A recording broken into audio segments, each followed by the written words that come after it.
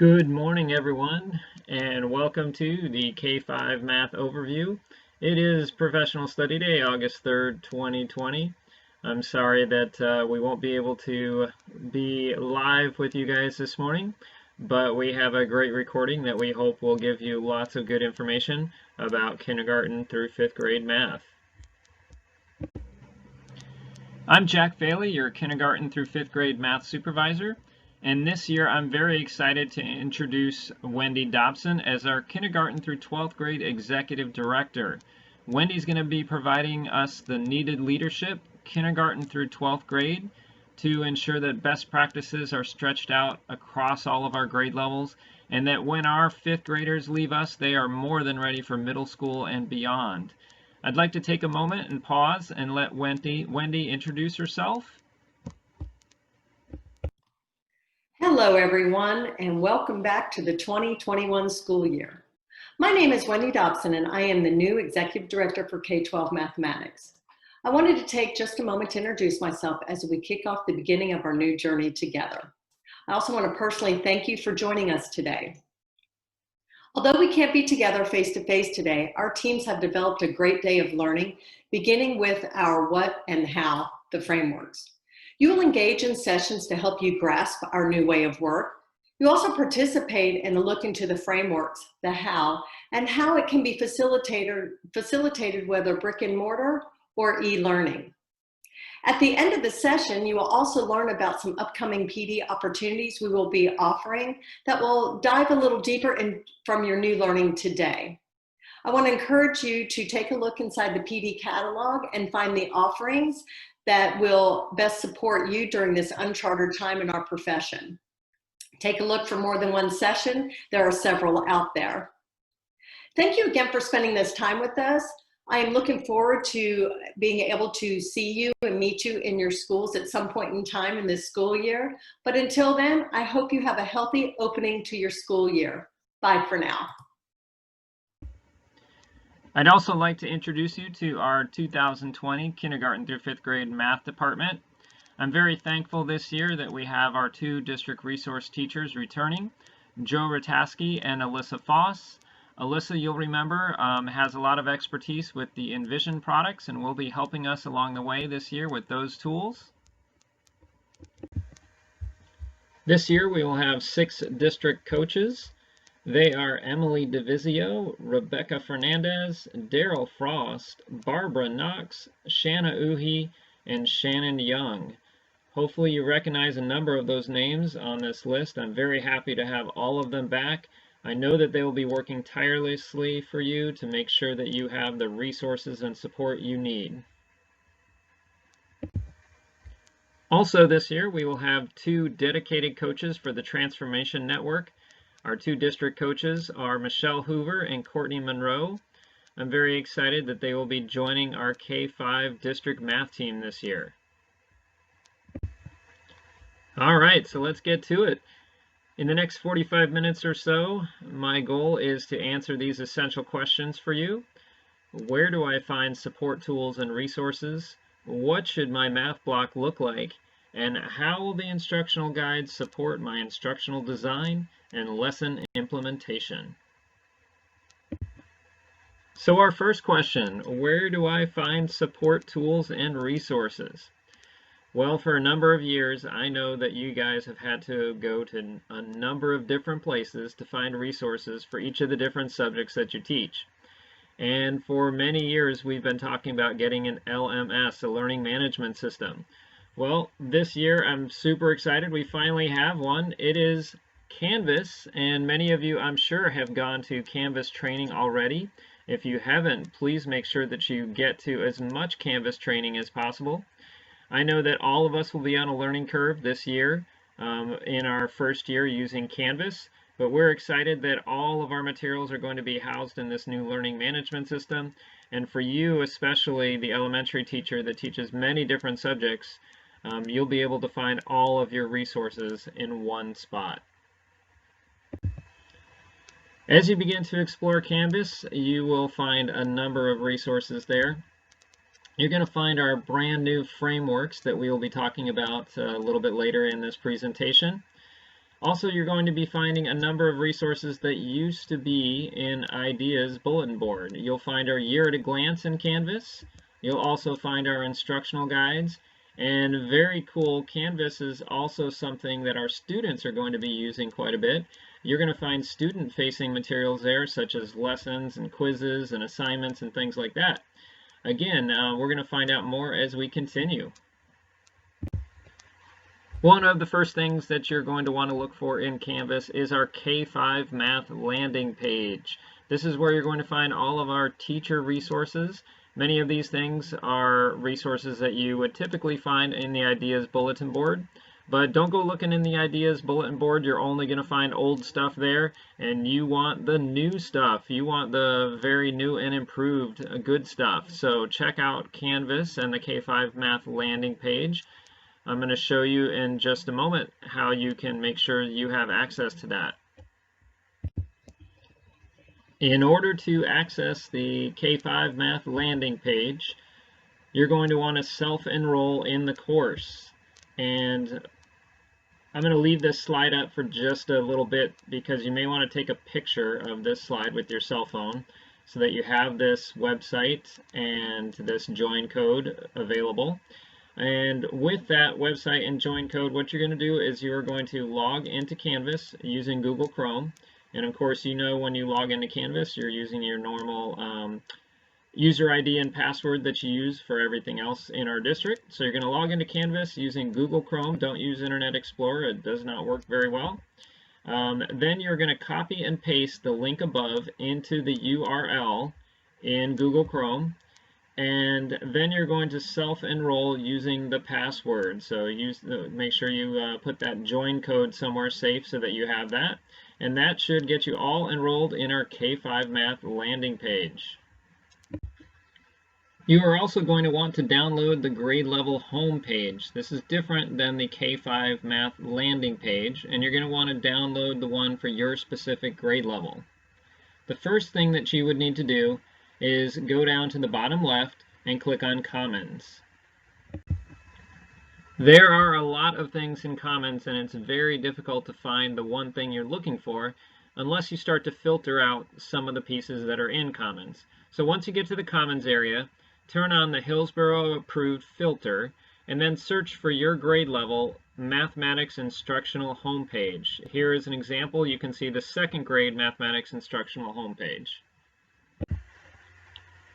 Then click on the home page and select Import or Download to bring the home page into your course.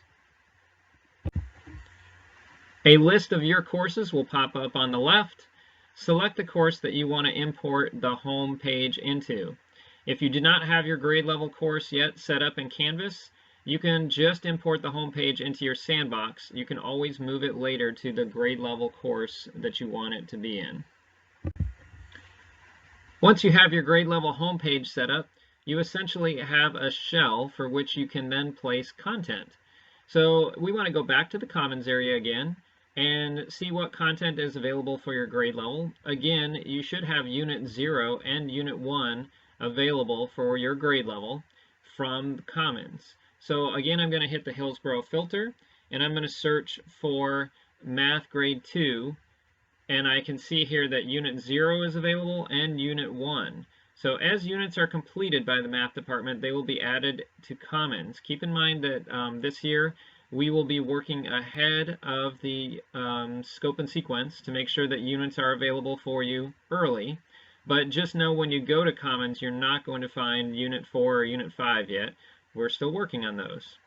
So once you find some units that you would like to take and place into your grade level homepage, you're going to select those. You will then be able to input them into the course and link them to your homepage. So if you're like me and still on a bit of a learning curve with Canvas, you're probably going to want to review the information that we just talked about in the last few slides. So we put together some support documentation, and it's in a folder.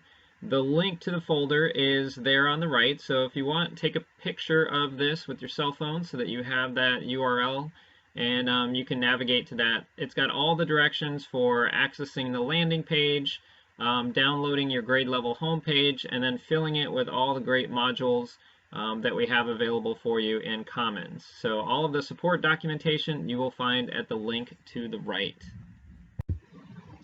All right, well, that should get you all set to get started with the resources in Canvas and exploring those resources. As I stated before, I am definitely on a learning curve with you with Canvas, so please, I encourage you to learn more from our experts. If you haven't already seen it, there will be a Canvas overview video being shown today during Professional Study Day. Pay close attention to that. And also make sure you sign up for some more additional Canvas trainings that are going to be being offered by our Professional Development Department. And last but not least, we will have some more updates, trainings, and PLCs coming from the math department so that we can help you specifically with our math resources embedded in Canvas. Our next essential question is, what should my math block look like? I've already mentioned the frameworks a couple times in this presentation. The Instructional Frameworks for Hillsborough County Public Schools supports teachers of all disciplines by setting a district-wide vision for teaching and learning and establishing a common language to use as we work towards achieving our goals.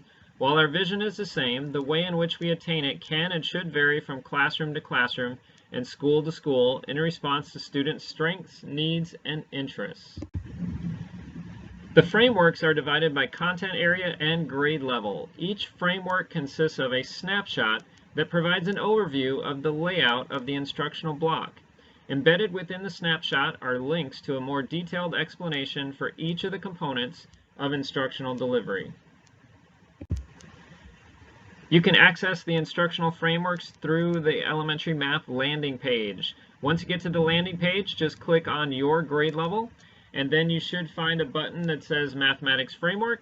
If you click on that, it'll take you directly to the frameworks document. One of the first things on the frameworks that you'll notice is right up at the top. We define how many minutes we will have for the block of mathematics. In kindergarten through second grade, we'll have 75 minutes. In grades 3 through 5, we will have 60 minutes. A similarity that you may notice is that we have 3 available structures that we can use to guide our math block. Structure A is designed for whole group concept introduction. Structure B is designed to continue instruction on that same concept but allow for small groups. And lastly, Choice C or Structure C is learning through recurring small groups, where the concept may be introduced in small groups. The frameworks then breaks down the 75-minute block depending upon, of course, the structure. For example, in Structure A, you'll notice that 75 minutes is broken down into math routine, engage, building understanding, and a summary of learning. Next to that, you'll see the allotted time for each one of those components. Next to the instructional delivery, you will see a column labeled curriculum materials. So if I am looking for curriculum materials for, say, the Engage, I'm going to look at that column to the right, and I'll realize I can hit up the Instructional Guide, Envision, or the Ready Toolbox to find resources for the Engage.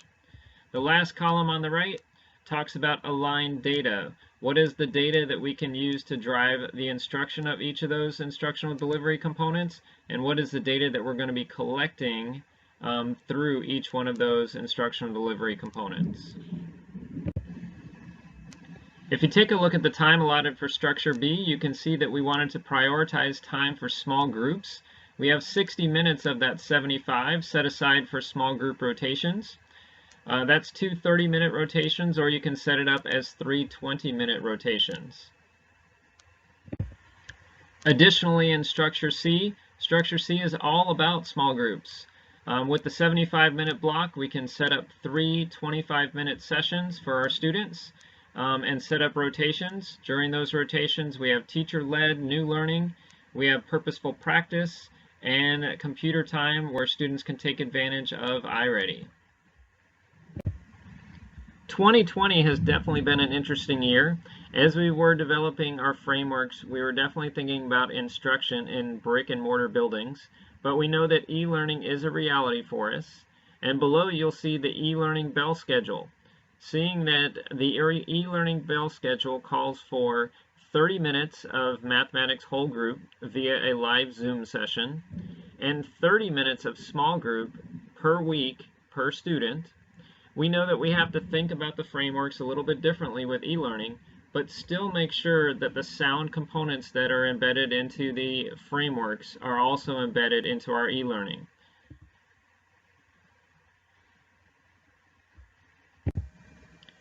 Our next essential question is, how will the instructional guides support my instructional design and lesson implementation? One of the easiest ways to get to the instructional guides within Canvas is to go to the landing page, click on your grade level, and then click on Year at a Glance. This is what the instructional guides look like as they're pulled up in Canvas.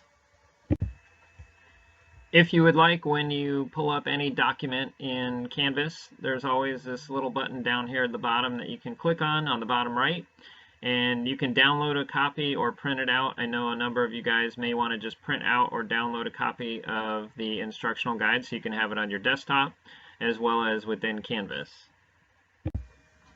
Zooming in on our year at a glance, you can see that the first 5 days of mathematics is right at the top for every grade level. During the first 5 days of math instruction, we want to be setting up math norms, instilling a growth mindset in our students, creating a positive mathematics climate, and reviewing some essential number sense concepts from previous grade levels along the way. Each unit in the year at a glance is defined by the standards in the first column. On the far column to the right, you'll see the approximate number of days it will take students to work their way through the concepts and the skills within that unit.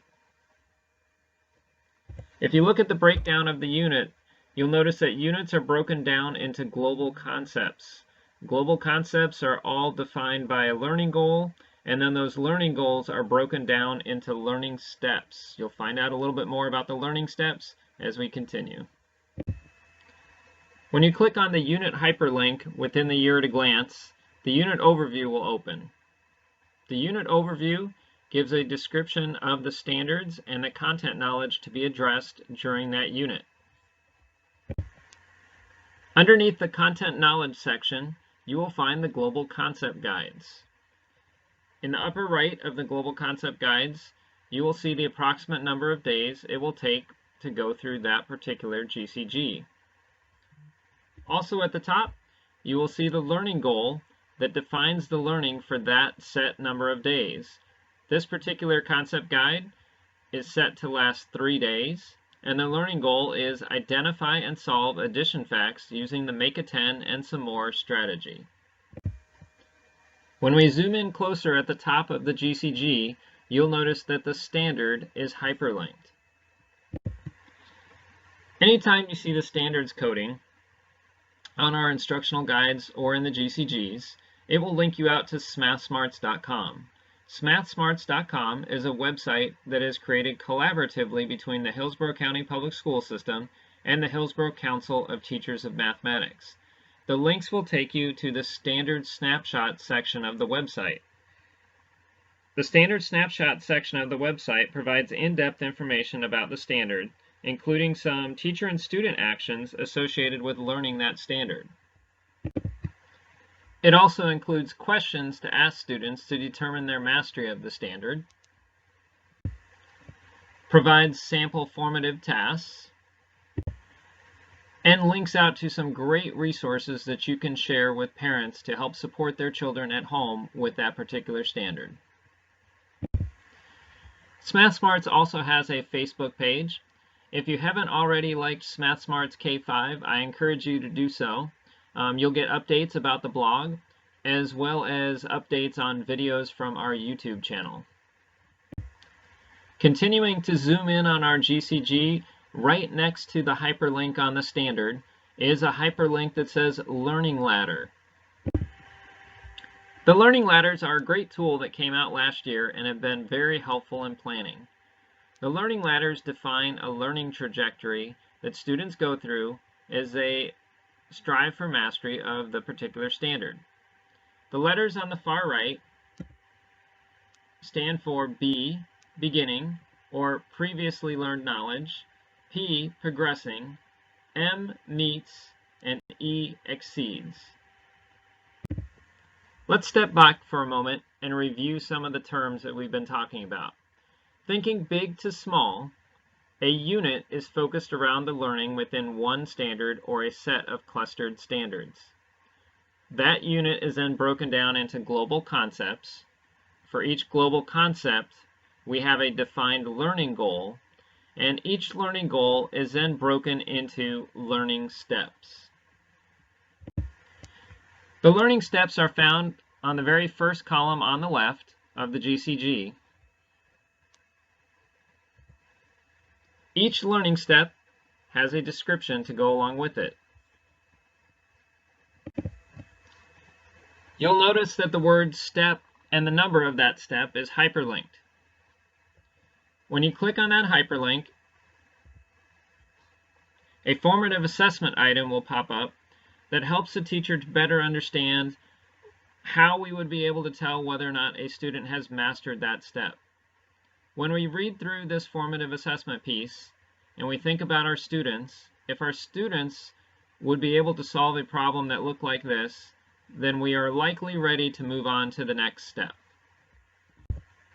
So when planning and implementing instruction for a learning step, look at the row going across the GCG that starts with that particular step. This is the row that we would use when planning for step 1.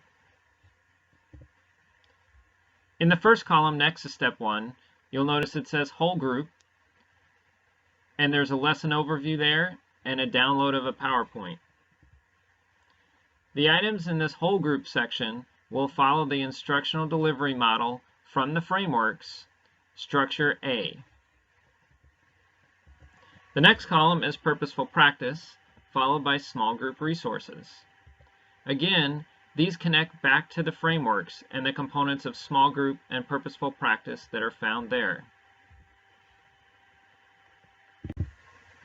You may have noticed the Zoom icon on the whole group column.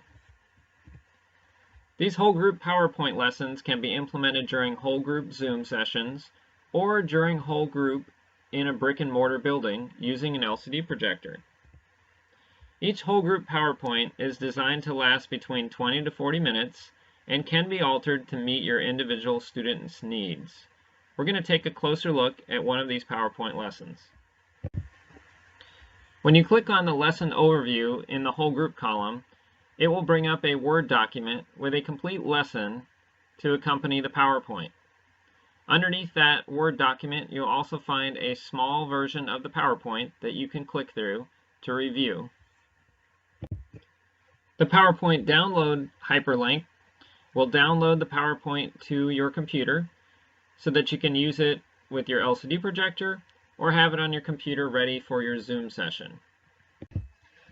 The whole group PowerPoint can also be found within your Canvas module here. The first section that we will see in any one of our PowerPoints is a math routine. In math routines, we are looking for teachers to provide open-ended tasks with a focus on fluency and number sense. Teachers will pose questions allowing for productive mathematics discussions and connecting the task and questions to the topic of the day or the week or to a previously taught concept. During the math routine, students should be collaboratively problem solving and connecting their previously learned knowledge to solve the task and explain their solution strategy with their peers. Here is an example of a math routine from 2nd grade. This math routine is called Eliminate It. You may know in Eliminate It, we are asking the students to eliminate one of the rectangles that they see, A, B, C, or D. Which one doesn't belong or isn't like the others? As a teacher navigates through the PowerPoint, questions will come up to pose to students.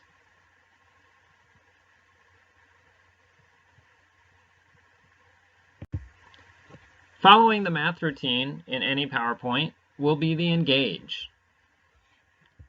In the Engage, we're looking for teachers to engage students in a task that provides an access point to the new learning for every student. Teachers will be posing questions, allowing for productive math discussion. And teachers will be providing purposeful tasks used as an informal assessment to confirm that students are ready for the instructional delivery as planned. During the Engage, students will be demonstrating their readiness for learning the new concept or skill. They will engage with the new learning in the opening task collaboratively with fellow students. And hopefully they will be connecting the why behind learning the new concept or skill of the day. Here is an example of an Engage slide. How can thinking about 10 help you find the sum of 9 and 3? For every slide on the PowerPoint, there are teacher directions underneath, including the critical point of that slide and directions for implementation. 9 plus 3. How many more does the 9 need to make a 10? Where can I get one more? 9 plus one more plus 2 is the same as 10 plus 2, which is also 12. So 9 and 3 more is equal to 12. Every PowerPoint includes a lesson goal slide, which is often introduced during the Engage. The next component of the frameworks and of any of our PowerPoint lessons is building understanding. In building understanding, teachers present tasks and pose questions that lead to the learning goal and allow for productive mathematics discussions. Teachers will select and sequence student contributions and use the task to determine readiness for independent practice and possible differentiation in small group instruction. During building understanding, students should be self-assessing their understanding of the new learning goal and planning their next steps, working with partners or with the teacher through whole group guided instruction to solve problems and reach the learning goal. Here is an example of a building understanding slide. 8 plus 7. How many empty spaces are on the 8-10 frame? How can you decompose the 7 to help you make a 10? 8 plus 7. 7 is the same as 2 and 5 more. I can break the 7 yellow counters into 2 and 5 more.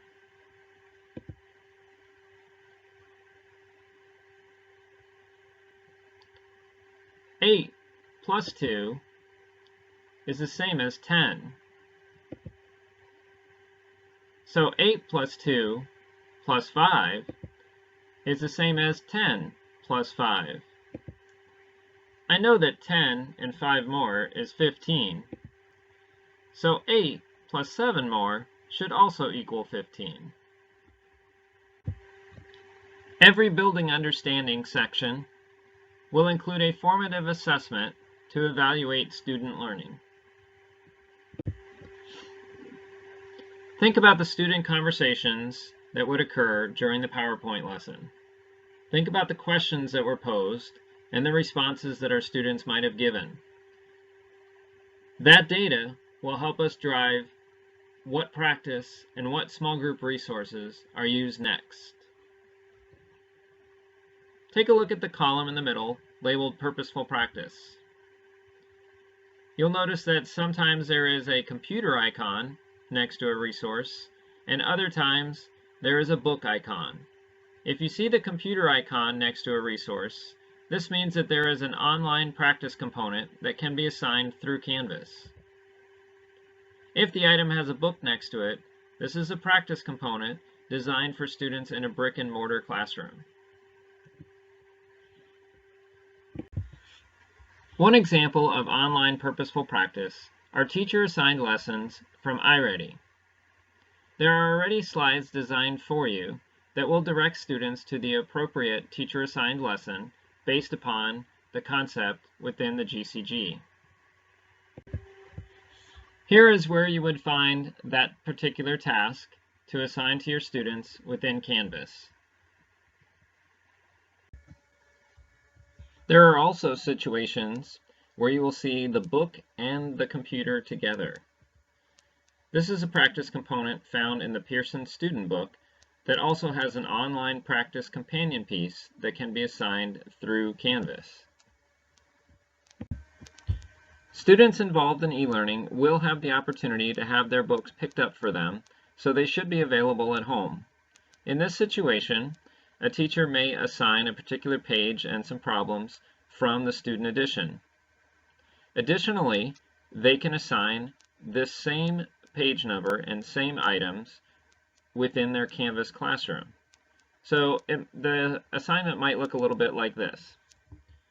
We ask the students to complete page 15, numbers 7 through 10 in their math book. So they'll do that in their math book, writing in the pages. And then in the Canvas classroom, they also have this same practice where they're going to input the answers to the questions that they did in their book.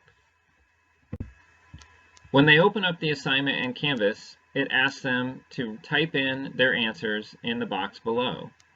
So when I added 5 and 9, I got 14, and the students punched that in the box below the slide. After doing that for each one of the problems, the final slide in the student assignment is a follow-up. It allows the students to see the solutions to their problems.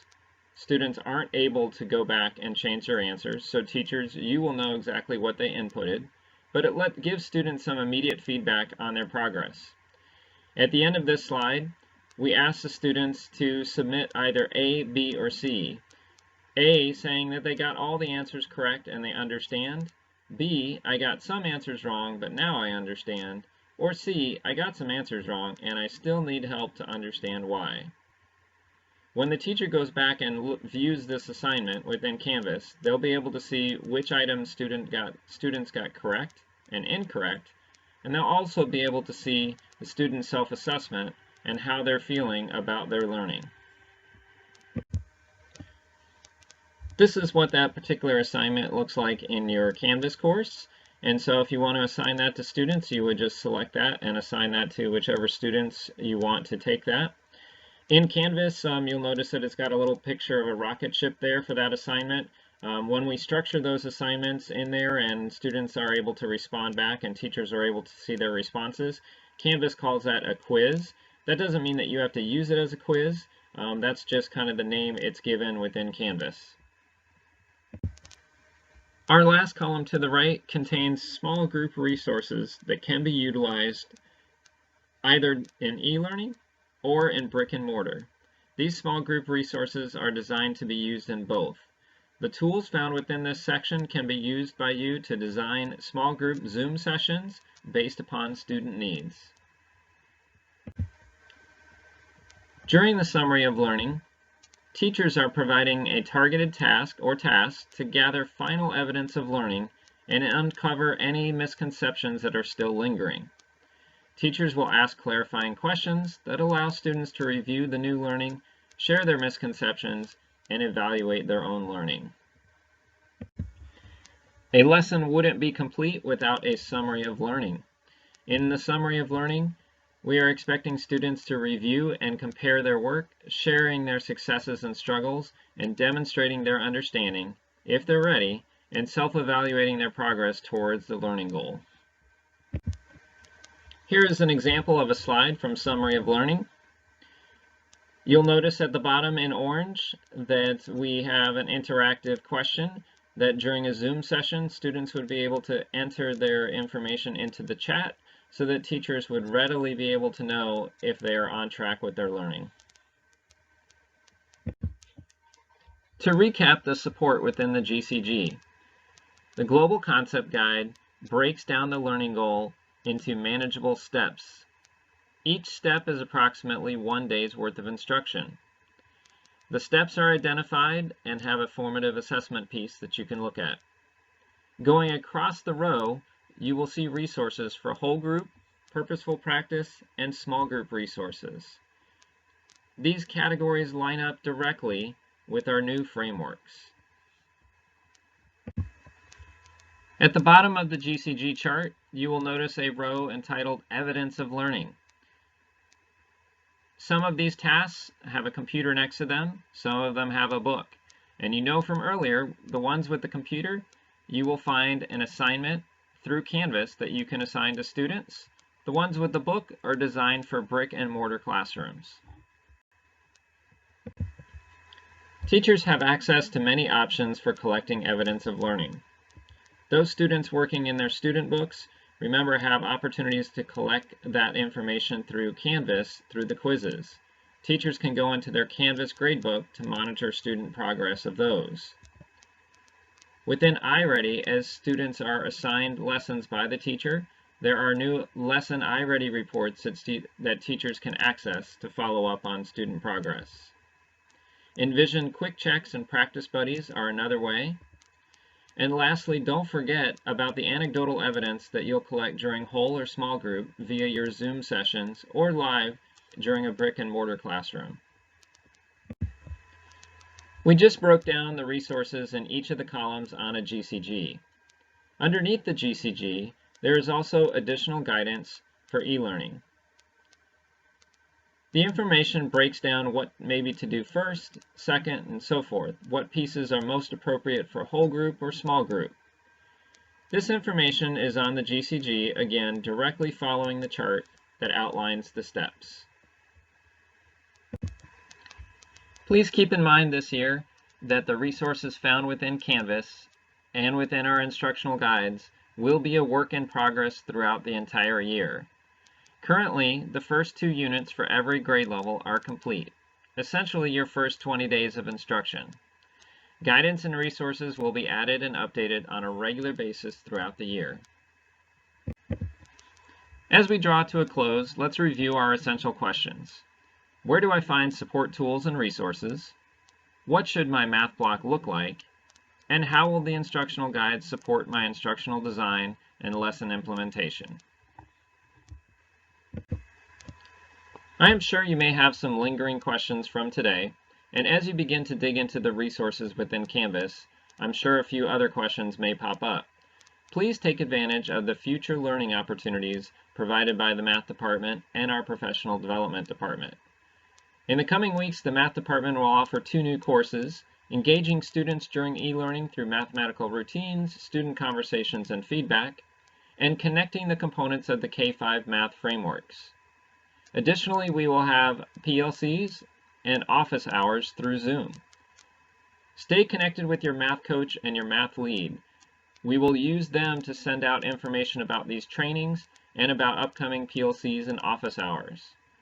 Make sure you like SMathSmarts.com on Facebook. That'll keep you updated with videos that we post to YouTube, blog posts, etc. And lastly, make sure that you enroll in the Elementary Math landing page and set up your grade level homepage.